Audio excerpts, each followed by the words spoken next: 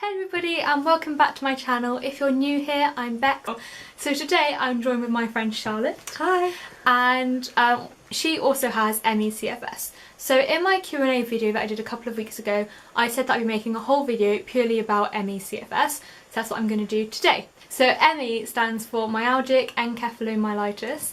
And it's also known as CFS, which stands for chronic fatigue syndrome, which is kind of quite self-explanatory, but we'll go into more detail about the symptoms and everything now. So the possible symptoms that we both get are brain fog, fatigue, pain, circulation problems, and also gastro problems. So brain fog is like an umbrella term for all the cognitive symptoms you get, such as headaches and migraines, memory loss, poor concentration, that sort of thing. Yeah, so that's like a really difficult symptom to live with, because like you can be like in the middle of a conversation with someone and just like completely forget what you're talking about, go off on a tangent and then just like not be able to bring it back to the original conversation because you just have no idea, or just like forget how to talk. Yeah. That's always fun. Yeah, and it's really difficult in school as well, like if you're in the middle of a lesson, suddenly get brain fog and you're like trying to work and you just can't. Like concentration just doesn't exist. And I feel like quite often people think that you're just like not paying attention, but you are paying like so much attention. So like if like you know someone who has like ME/CFS or suffers from brain fog and you think they're just like not listening, they are, their brain just is foggy. So the pain is, I think, known as widespread pain. So we get all sorts of different types of pain. One of them, I call it bruise pain, but I think the more technical term for it is hypersensitivity. So that's sort of, as I said, bruise pain. So it's found like you feel like you have a bruise even though you don't. I think it's sort of to do with like the misfire of pain signals in the body. It's like you touch, like someone like taps your arm or something, and like even though you know like they've like lightly like tapped you, your brain's going, they've just like punched you. We also both get a lot of joint pain and muscle pain, as well as the more sort of like types of pain that a lot of people have heard of, like headaches, stomach aches, that sort of thing. The main difference between the pain that we get and the pain that a healthy person gets is that painkillers do nothing. Nothing helps with it, basically. Yeah, so like, yeah, if you ever think, oh yeah, just have a painkiller, it just doesn't work for us. It's very, very frustrating.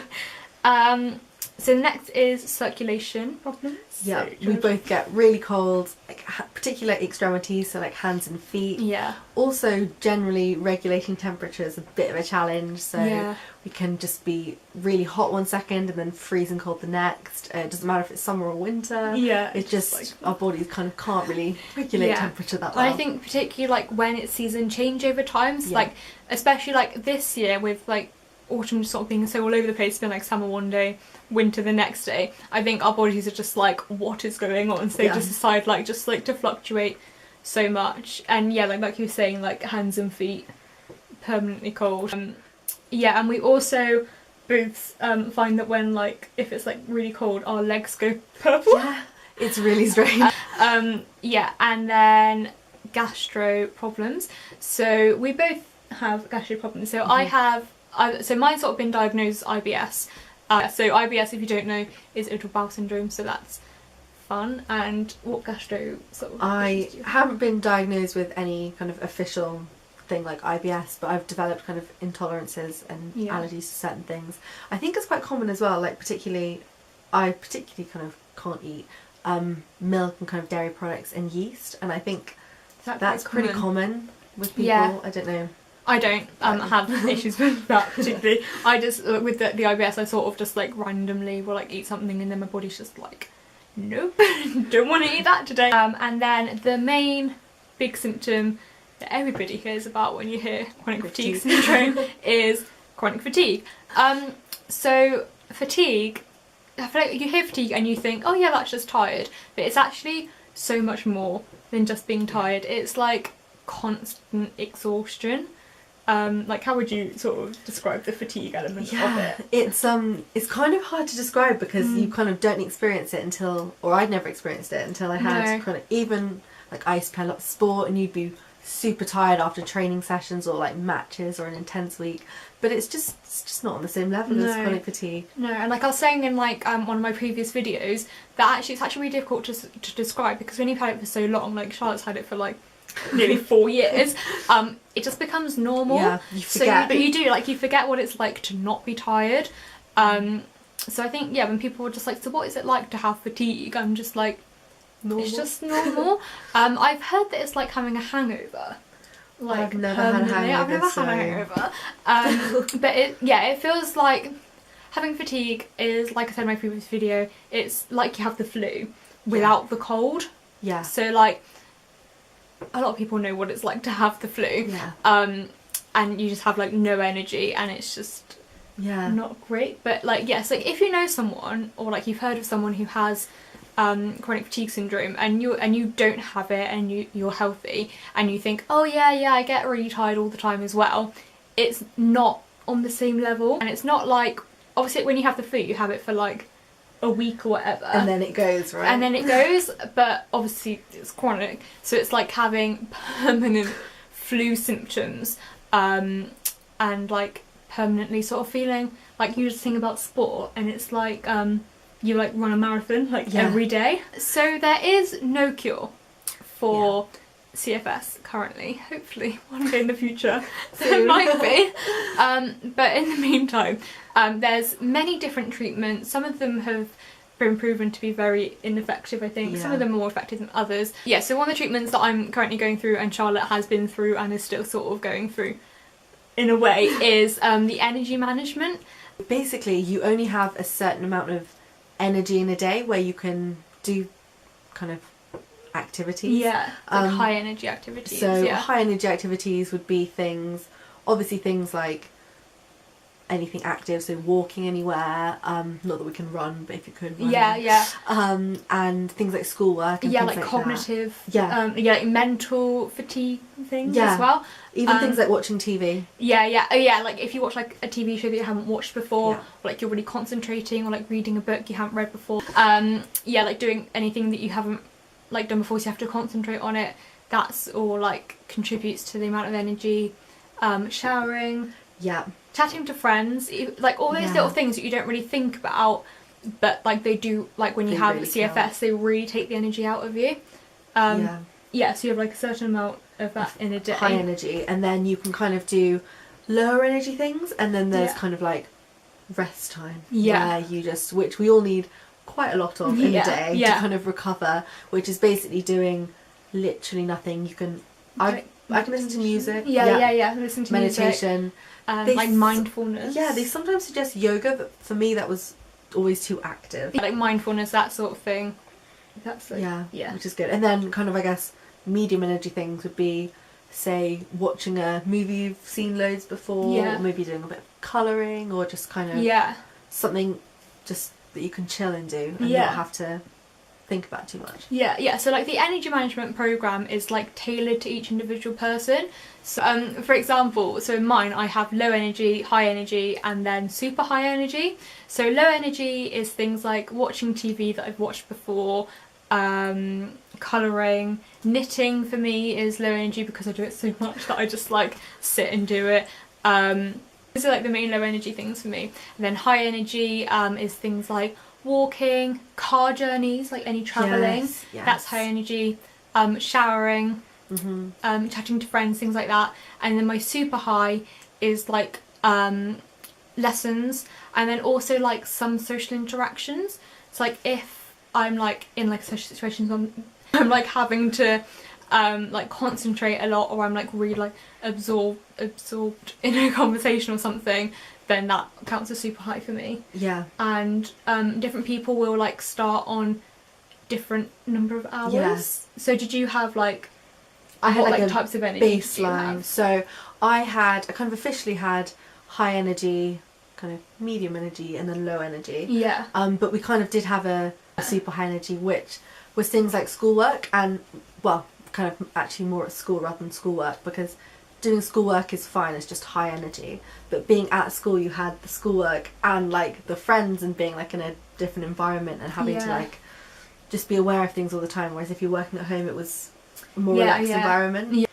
So the way that you sort of like establish your baseline, I don't know what it was like for you, but for me establishing my baseline, like, so for like a couple of weeks I just monitored like how much energy I did a day, like not like concentrating on like only doing a certain amount, just like seeing what I did and then taking an average.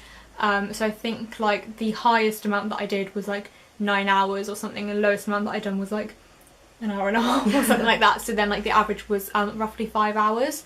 Was that the same for you? Pretty much exactly the same. Yeah, so we both started on 5 hours of high energy.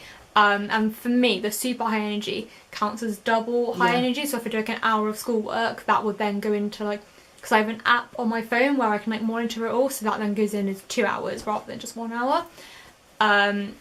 So yeah, and then once you've sort of been consistent with your amount of high energy for like a couple of weeks, or just like until like you're really comfortable in it, then you increase. So the first time I increased by 20 minutes. How much did you increase the first time? Half an hour first time. Yeah, so I increased by 20 minutes, and then I was on 5 hours 20 for a few weeks, and then was comfortable with that, so then moved to 5 hours 40, which is what I'm still on now. So it's really up to you, like you need to be in charge of what you're doing and like play it by ear.